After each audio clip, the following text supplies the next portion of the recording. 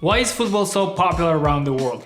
In many countries, football is not just a sport or a hobby, it's a religion. Furthermore, for many, football might be the only ticket out of what otherwise could be a very harsh life surrounded by poverty and violence. But why is football so popular? Just to give you an idea, the last World Cup in Russia was watched by over 4 billion people.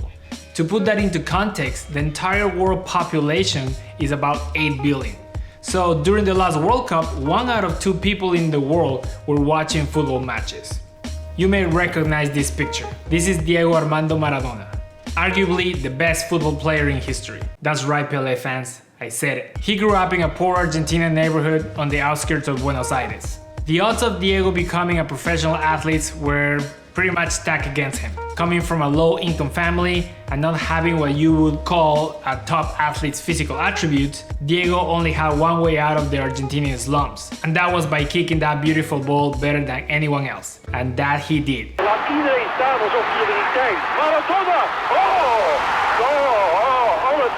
More about Diego later. One of the biggest factors on why football is so popular is decentralization, meaning that it's a game that is played around the world as opposed to just one region. This leads us to the next very important point, which is playing football is cheap. You might be thinking, well, you need a ball, cleats, a nice grassy field, metal goal. Wrong. People play soccer anywhere. Parking lots, streets, dirt fields, sand, you name it.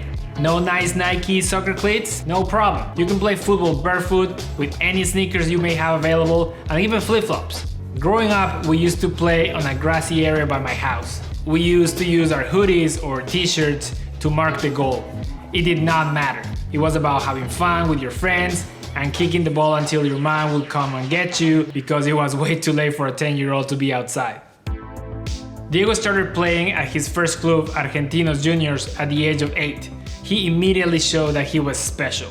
His technique with the ball was unbeatable, which did not sit well with the parents of the players of the other teams. He was accused of cheating by being older than the other kids, even though he was shorter than them. He was yelled at, insulted, and racially profiled because of his darker skin tone. All these adversity actually made Diego stronger, pretty much a stone cold killer on the football field. A lot of the current and past football superstars have humble beginnings. Normal people can not only look up to them, but identify with them, relate to them. They feel real. If they can make it, maybe I can too.